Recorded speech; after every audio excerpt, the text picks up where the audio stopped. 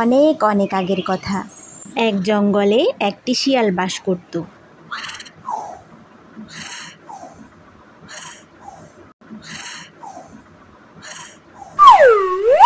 সে খাবার খেতে খুব পছন্দ করত, কিন্তু তা হতে হবে মজাদার এবং ভালো ভালো খাবার। একবার সে খুব ক্ষুধার্ত হয়েছিল এবং কিছু খাবারের সন্ধান করছিল। সে সব জায়গায় খুঁজল, এই দিক খুঁজল, ওই দিক খুঁজল, কিন্তু কোথাও খাওয়ার মতো কিছু পেল না। অবশেষে তার পেট যখন ছিঁড়ে যাওয়ার অবস্থা হলো, তখন সে একটি গাছের উপরে বেশ বড় বড় গাঢ় বেগুনি রঙের আঙুর দেখতে পেল। আঙুরগুলো এত বড় বড় রসালো ছিল যা সে আগে কখনো দেখেনি। গাঢ় বেগুনি রঙের আঙুর শিয়ালকে বলছিল যে তারা তার খাওয়ার উপযুক্ত। শিয়ালও লোভাতুর দৃষ্টিতে আঙুরের দিকে অনেকক্ষণ তাকিয়ে থাকে।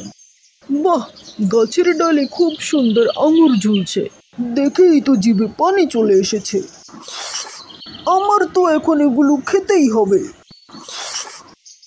খেক শিয়াল আঙুর খাওয়ার জন্য আঙুর ধরতে হাওয়ায় জোরে লাফ দিল।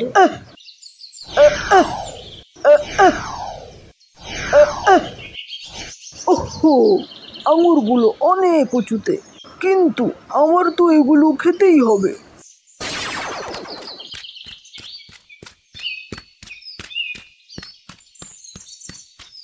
ও ও আমাকে আরো চেষ্টা করতে হবে।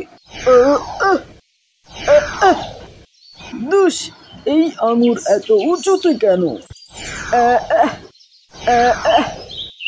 অবশেষে খেক শিয়াল বাড়ি ফেরার সিদ্ধান্ত নিল এবং বিড়বিড় করে বলতে লাগলো, এই আঙুর খাওয়ার কোনো ইচ্ছেই আমার নেই। এমনিতেও আঙুর খেতে টক হয়। আমি নিশ্চিত যে আঙুর এখনো টক ছিল।